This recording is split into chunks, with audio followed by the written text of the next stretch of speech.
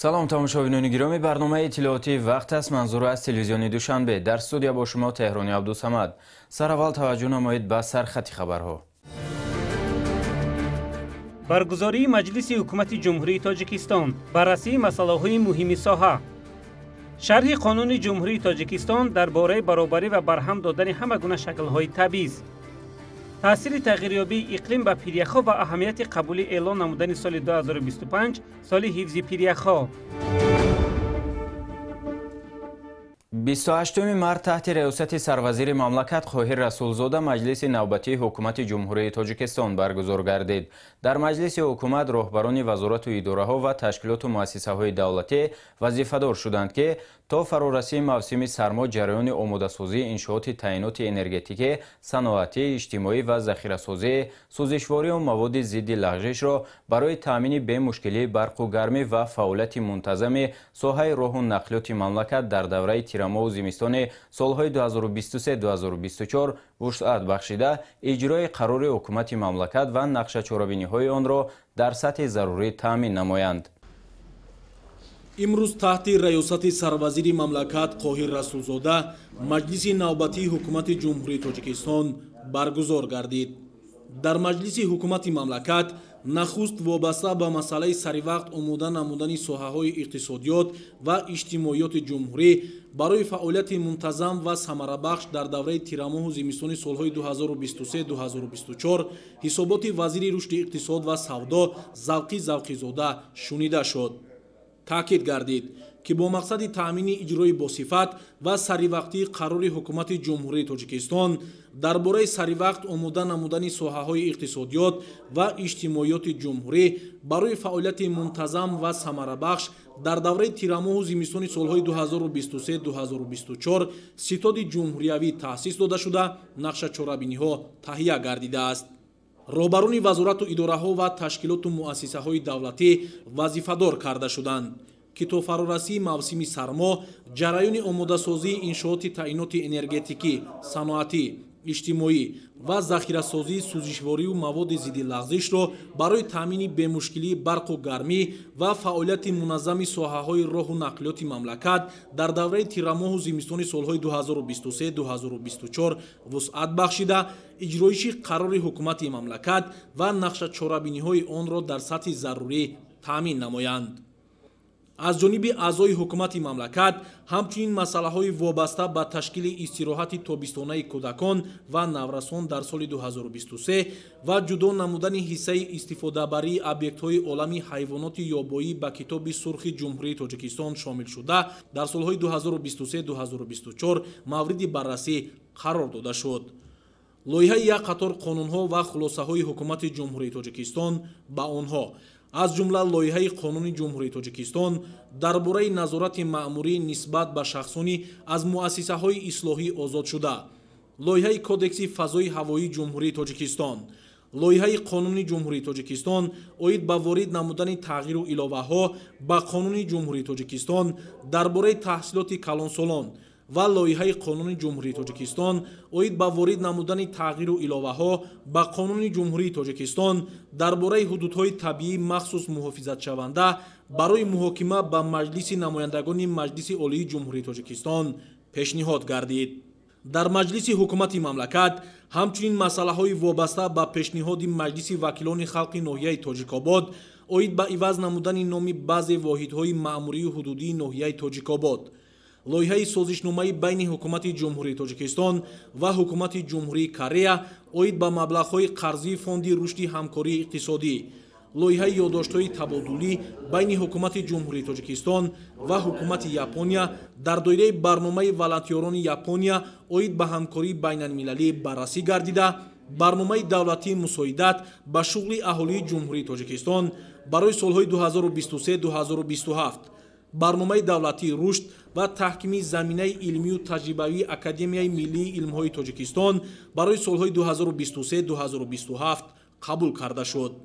اعضای حکومت مملکت، رهبران وزارت و اداره‌ها و تشکیلات و مؤسسه‌های جمهوریوی برای تامین اجرایش نقشه پرداخت‌های گمرکی و اندازها، وسعت بخشی تدبیرهای آبادانی و بنیادکاری، бо сатҳи баланд ва бо риояи қоидаҳои муосири агротехникӣ анҷом додани кишти баҳорӣ, таҳкими иқтидори саноатӣ ва содиротии мамлакат, бартарафсозии пурраи оқибатҳои офатҳои табиӣ ва расонидани кӯмак ба аҳолӣ аз офатҳои табиӣ зарардида ва омодагии ҳамаҷониба ба давраи тирамоҳу зимистони солҳои 2023-2024 вазифадор гардиданд.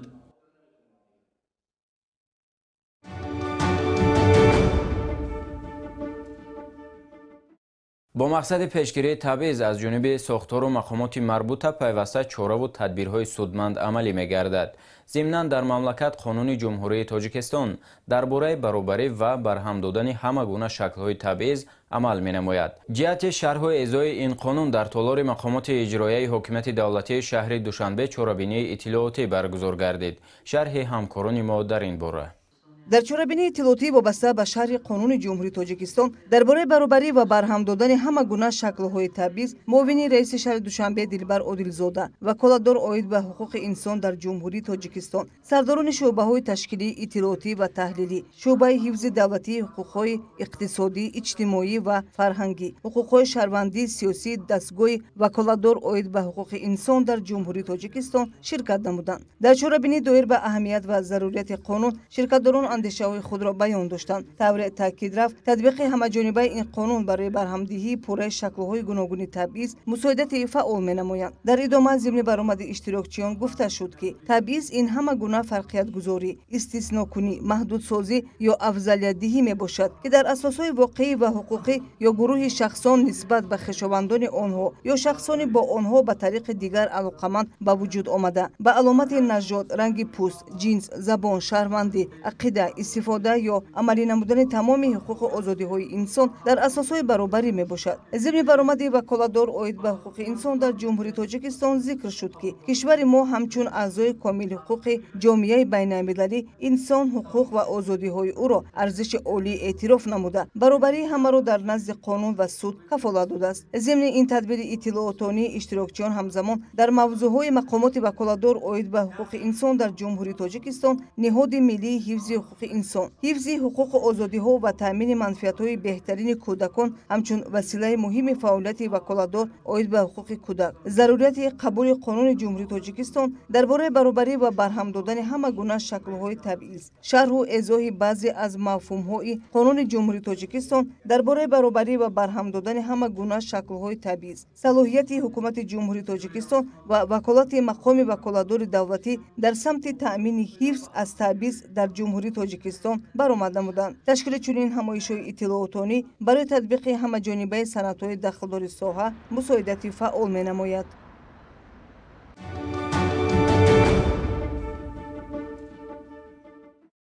ҷумҳурии Тоҷикистон бо роҳнамоӣ ва ҳидоятҳои пешвои миллат президенти ҷумҳурии Тоҷикистон муҳтарам Эмомалӣ Раҳмон давоми бештар аз 2 даҳсолаи охир дар ҳалли масоили мубрами байналмилалӣ нақши калидӣ гузошта, пешсафӣ ва ташаббускории мамлакати моро давлатҳои ҷаҳон эътироф ва ҳамаҷониба дастгирӣ мекунанд.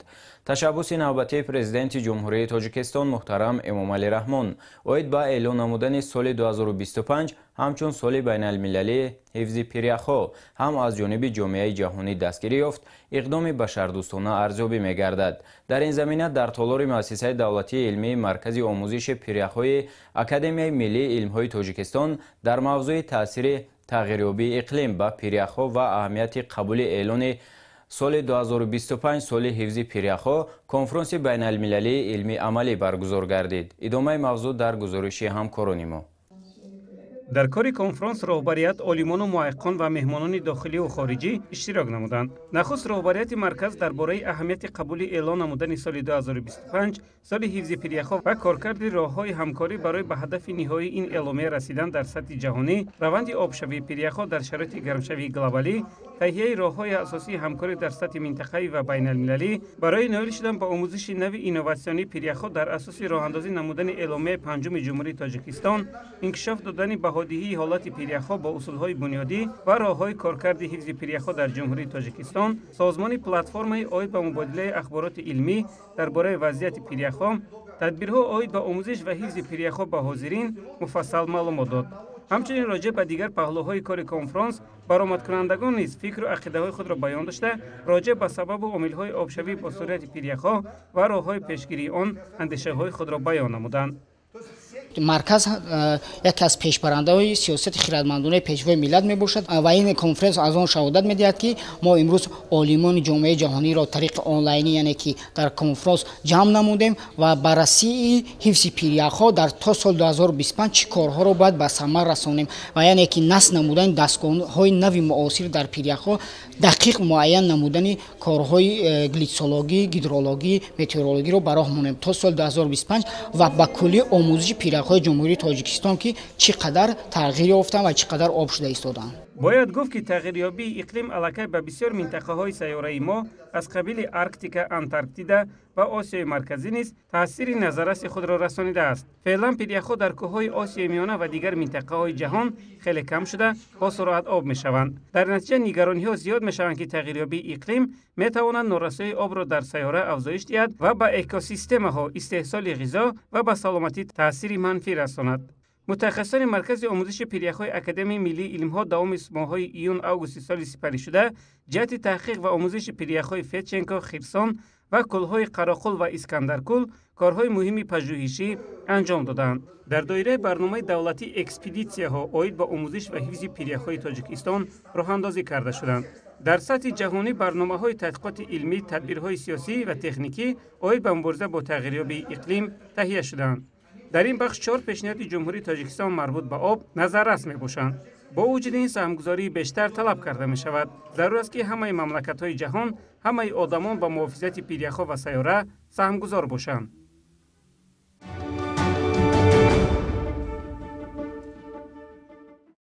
28 март дар муассисаи давлатии майдони Истиқлол ҷанбасти озмуни шаҳрии гулҳо сайри гули лола аз рӯи 4 номинатсия баргузор гардид. дар ҷараёни озмуни мазкур ғолибони даври ноҳиявии озмуни ҷумҳуриявии сайри гули лола аз ноҳияҳои пойтахт иштирок намуда ба ғолибони даври шаҳрӣ диплом ва мукофотпулиҳои мақомоти иҷроияи ҳокимияти давлатии шаҳри Душанбе тақдим гардид.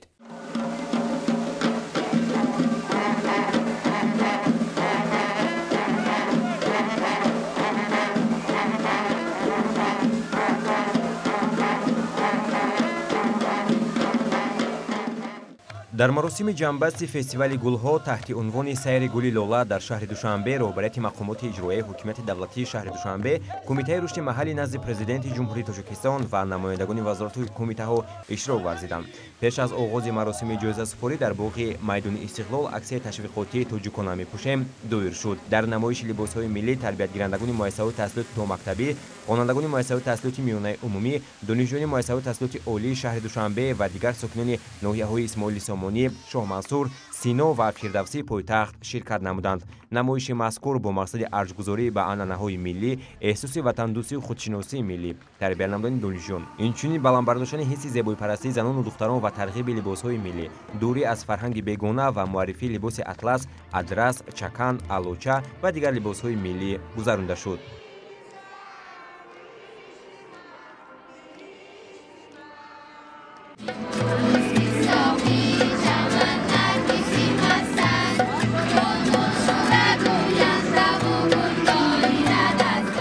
бояд тазаккур дод ки либоси миллӣ як рукни фарҳанги миллат ба шумор рафта, ёдгоре аз гузаштагон аст ки дар тӯли қарнҳо муҳимияту маҳбубияти худро гум накардааст. солҳои охир дар Тоҷикистон таваҷҷӯҳ ба эҳёи ҳунарҳои мардумӣ ва ташвиқу тарғиби либоси миллӣ зиёд гардида, тамоюли пайваста касб намуд. зан ва модари тоҷик дар ҳама даврузамон позори оину анъанаҳои муқаддаси миллат маҳсуб гашта, тарғибгари асосии фарҳангу тамаддуни беназири миллат, хусусан либоси миллӣ мебошанд. дар идома маросими ҷоизасупорӣ ба ғолибони даври шаҳрии фестивал доир гашт. нахуст муовини раиси шаҳри Душанбе Толиб Раҳимзода дар суханронии худ зикр намуд ки фестивали гулҳо таҳти унвони сайри гули лола дар шаҳри Душанбе мувофиқи амри президенти ҷумҳурии Тоҷикистон аз 3 январи соли 2023 дар бораи баргузории фестивали гулҳо таҳти унвони сайри гули лола дар ҷумҳурии Тоҷикистон дар соли 2023 дар пойтахти мамлакат гузаронда мешавад. фестивали мазкур дар рӯзҳои баҳору наврӯз гузаронида шуда аз ободию созандагӣ ва сарсабзии диёр шаҳодат медиҳад.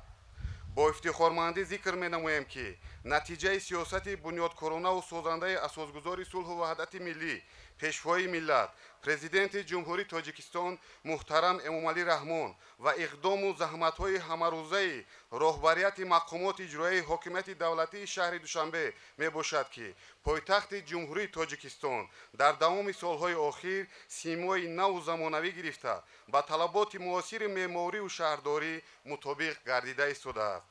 ҳадаф аз баргузории фестивали гулҳо пеш аз ҳама баландбардоштани сатҳи донишу маърифат, фарҳангу ҷаҳонбинӣ, бедор намудани завқи зебоипарастӣ дар зеҳни ҳар сокини мамлакат, ободу зебо намудани ҳар хона, кӯча, маҳалла, деҳат, деҳот, шаҳрак, ноҳия, шаҳр, вилоят ва ҷумҳурӣ буда он ба истиқболи сазовори ҷашни 35-солагии истиқлоли давлатии ҷумҳурии тоҷикистон бахшида шудааст. Ба ғолибони даврии шаҳрии фестивал диплом ва мукофотпулиҳои мақомоти иҷроияи ҳокимияти давлатии шаҳри Душанбе дар вазъи тантанавӣ тақдим шуд.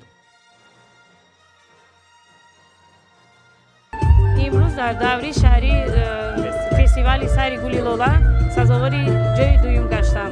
ман ин баъд кӯшиш мекунам ки дар зебогии шаҳри Душанбе саҳми худро ҳамавақт гузорам.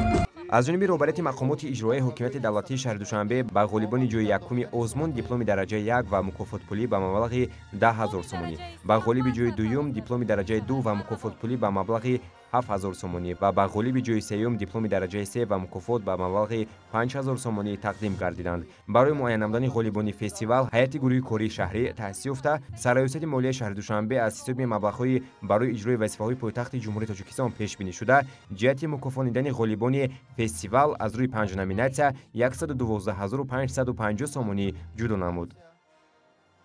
муассисаи давлатии боғи фарҳангӣ фароғатии ҷавонон бошад дар ин озмун иштирок намуда ба гирифтани дипломи дараҷаи 3 сарфароз шудааст. дар муассисаи давлатии боғи фарҳангӣ фароғатӣ зиёда аз 100,000 бех пӯзаки гулҳои лола шинонда шуданд. дар интиҳои маросими ҷоизасупорӣ барномаи зебои консертӣ пешниҳоди меҳмонон ва иштирокчиёни фестивал гардид. тибқи қарори дахлдори раиси шаҳри Душанбе, фестивали гулҳо таҳти унвони сайри гули лола дар шаҳри Душанбе бо мақсади вусъат бахшидан ба корҳои ободонии созандагӣ дар пойтахт дар сатҳи баланди ташкилӣ баргузор гардид.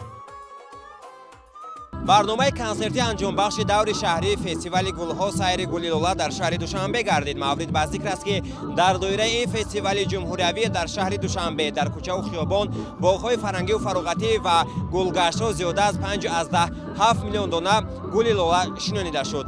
валиҷон шарифзода, Искандари Додарбек барои барномаи иттилоотии Вақт.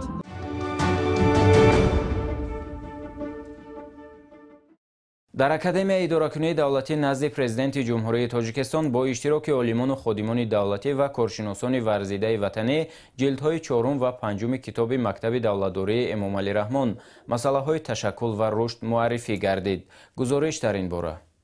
зимни муаррифии ҷилдҳои 4 ва 5 китоби мактаби давлатдории Эмомалӣ Раҳмон масъалаҳои ташаккул ва рушд ки дар академияи идоракунии давлатӣ назди президенти ҷумҳурии тоҷикистон роҳандозӣ шуд, иброз гардид ки китоби мазкур аз тарафи донишмандон ва сиёсатмадорони тоҷик таълиф гардида таҳти назари роҳбари дастгоҳи иҷроияи президенти ҷумҳурии тоҷикистон нашр гардидааст. нашри китоби мазкур дорои аҳамияти бузурги илмӣ ва амалӣ буда таърихи 30 солаи ташаккул, рушд ва таҳкими як давлати соҳибистиқлолро зери роҳбарии пешвои миллат президенти ҷумҳурии тоҷикистон муҳтарам Эмомалӣ Раҳмон фаро гирифтааст.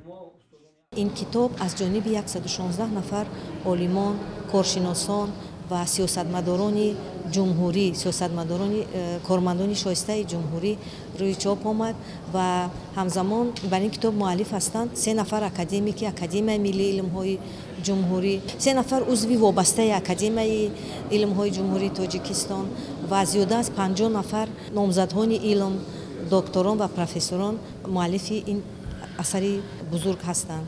дар маҷмӯъ китоби мактаби давлатдории Эмомалӣ Раҳмон масъалаҳои ташаккул ва рушд дар 5 ҷилд бо муаллифии олимону донишмандон, пажӯҳишгарону собиқадорони хизмати давлатӣ, вакилони мардумӣ, олимони ҷавон ва кормандони касбу кори гуногун таълиф ва ба нашр расидааст. дар ҳафти чорабинӣ муаллифон тазаккур доданд ки китоби мазкур метавонад хизматҳои шоёни асосгузори солҳу ваҳдати миллӣ, пешвои миллат, президенти ҷумҳурии Тоҷикистон муҳтарам Эмомалӣ Раҳмонро ба хонанда ва наслҳои оянда расонад ва дар замири онҳо тафаккури давлатдорию давлатсозиро ташаккул диҳад. дар китоби мазкур зиёда аз 650 иқтибосҳо аз сарчашмаҳои илмӣ оварда шудааст. ҳамзамон 523 иқтибос аз паёмҳои сарвари давлат, аз баромадҳои пешвои муаззами миллат ва осори ин абармарди миллат дар ин китоб дарҷ гардидааст. Дар 5 ҷилди китоби мазкур оғоз аз ана ҳамон минбари аввалини сарвари давлат, яъне иҷлосияи 16-уми шӯрои олии ҷумҳурии Тоҷикистон оғоз мегардад то ба имрӯз он ташаббусҳои ҷаҳоние ки имрӯз дар сатҳи ҷаҳонӣ сарвари давлати моро ҳамчун як сиёсатмадори яъне хиратманд эътироф мекунанд, дар ҳамин китоб ҷамъ оварда шудааст. ба андешаи масъулин китоби мазкур дар худ таҷрибаи бои давлатсозӣ ва бунёдкориро инъикос намудааст, ки метавонад ҳамчун дурнамо дар роҳи рушду тараққиёти ҳамаҷонибаи давлати миллии мо хизмат намояд. гуфтан мумкин аст ки ин китоб хотира ва оинаи таърихи даврони соҳибистиқлолии мо мебошад. дар охир як қатор муаллифони китоб барои саҳми арзанда, фаъолияти бардавому бенуқсон, рӯҳияи ватандӯстӣ ва дастгирии сиёсати созандаву бунёдкоронаи ҳукумати ҷумҳурии Тоҷикистон ва дар таҳияи китоби Мактаби давлатдории Эмомалӣ Раҳмон масъалаҳои ташаккул ва рушд бо ифтихорномаи Академияи идоракунии давлатӣ назди Президенти ҷумҳурии Тоҷикистон сарфароз гардонида шуданд.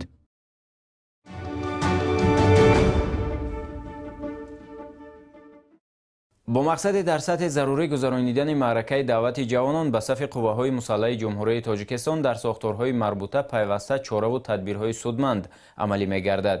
зимнан дар прокуратураи ҳарбии гарнизони Душанбе ҷаласаи шӯрои ҳамоҳангсозии фаъолияти мақомоти ҳифзи ҳуқуқ ва идоракунии ҳарбии гарнизони Душанбе баргузор шуд. дар прокуратураи ҳарбии гарнизони Душанбе ҷаласаи шӯрои ҳамоҳангсозии мақомоти ҳифзи ҳуқуқ ва сохторҳои ҳарбии гарнизони Душанбе оид ба натиҷаи санҷиши ҳолати иҷрои талаботи Қонуни Ҷумҳурии Тоҷикистон дар бораи ӯҳдадории ҳарбӣ ва хизмати ҳарбӣ қарори ҳукумати Ҷумҳурии Тоҷикистон аз 3 июли соли 2021 дар бораи тартиби адои хизмати ҳарбӣ дар ҳайати захираҳои даъвати сафарбарӣ ва рафти иҷрои фармони Президенти Ҷумҳурии Тоҷикистон аз 3 сентябри соли 2022 дар бораи ба эҳтиёт рухсат додани хизматчиёни ҳарбӣ ки муҳлати муқарраргардидаи хизмати ҳарбиро адо намуданд ва даъвати навбатии шаҳрвандони солҳои таваллуди 1995-2004 Ҷумҳурии Тоҷикистон ба хизмати ҳарбиро дар кори комиссияҳои даъват, комиссариатҳои ҳарбӣ ва дигар мақомоти ваколатдор дар даъвати тирамоҳии соли 2022 ва омодагӣ ба даъвати навбатии шаҳрвандон ба хизмати ҳарбӣ баргузор гардид. дар ҷаласаи шӯро раисони комиссияҳои даъватӣ, масъулини комиссариатҳои ҳарбии ноҳияҳои шаҳри Душанбе, шаҳру ноҳияҳои тобеи ҷумҳурӣ ва дигар мақомоти дахлдор иштирок карданд. зимни баргузории ҷаласаи шӯрои ҳамоҳангсозии мақомоти ҳифзи ҳуқуқ ва сохторҳои ҳарбии гарнизони Душанбе фаъолияти комиссияҳои даъват мавриди таҳлилу баррасӣ қарор дода шуд. зимнан масъулин муваззаф гардиданд ки маъракаи даъвати баҳории шаҳрвандон ба хизмати ҳарбиро дар сатҳи баланд ва босифат гузаронида ва вайрон кардани талаботи қонун, аз ҷумла ба ҳолати ба хизмати ҳарбӣ даъват намудани шаҳрвандон бо роҳи иҳотагирӣ ва сокинони дигар шаҳру ноҳияҳо, бахусус беморон ба хизмати ҳарбӣ роҳ надиҳанд. маврид ба зикр аст ки хизмат дар сафи қувваҳои мусаллаҳи ҷумҳурии Тоҷикистон қарзи шаҳрвандии ҳар як ҷавонмард ба ҳисоб меравад.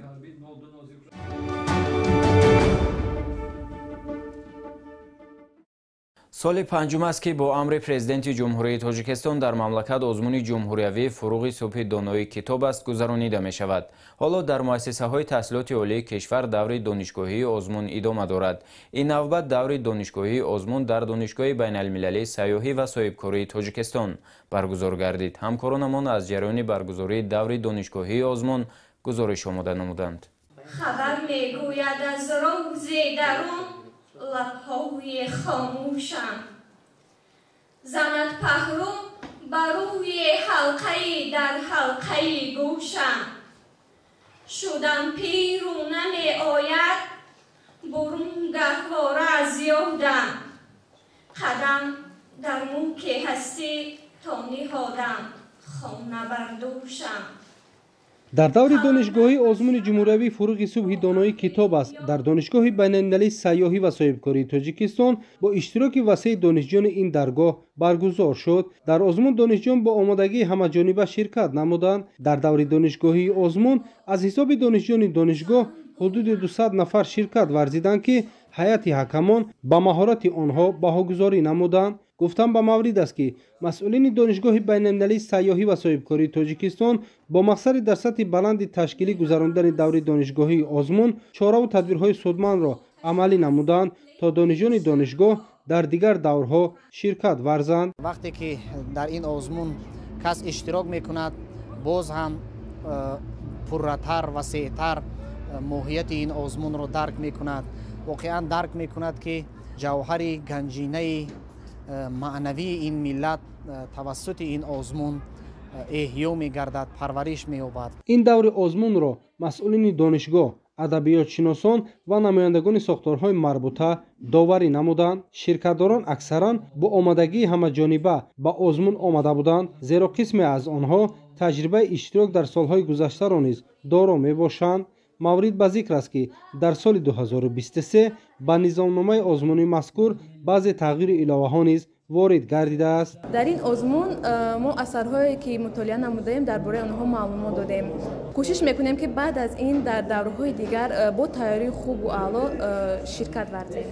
боиси қайд аст ки бо инобати муҳимияти масъалаи китобу китобхонӣ ва рӯй овардани қишрҳои гуногуни ҷомеа ба мутолиаи осори бадеиву илмӣ ва бо мақсади баланд бардоштани завқи китобхонӣ, тақвияти нерӯи зеҳнӣ, дарёфти чеҳраҳои нави суханвару сухандон, арҷ гузоштан ба арзишҳои милливу фарҳангӣ, инкишофи қобилияти эҷодӣ, таҳкими эҳсоси худогоҳиву худшиносӣ, такмили захираи луғавӣ, тақвияти ҷаҳони маънавӣ миёни аҳолии кишвар. амри президенти ҷумҳурии Тоҷикистон доир ба баргузор намудани озмуни ҷумҳуриявии фуруғи субҳи доноӣ китоб аст. дар соли 2023 ба таъсиб расид ва дар асоси он даври донишгоҳии озмун ҳоло дар муассисаҳои олии касбии пойтахт ҷараён дорад.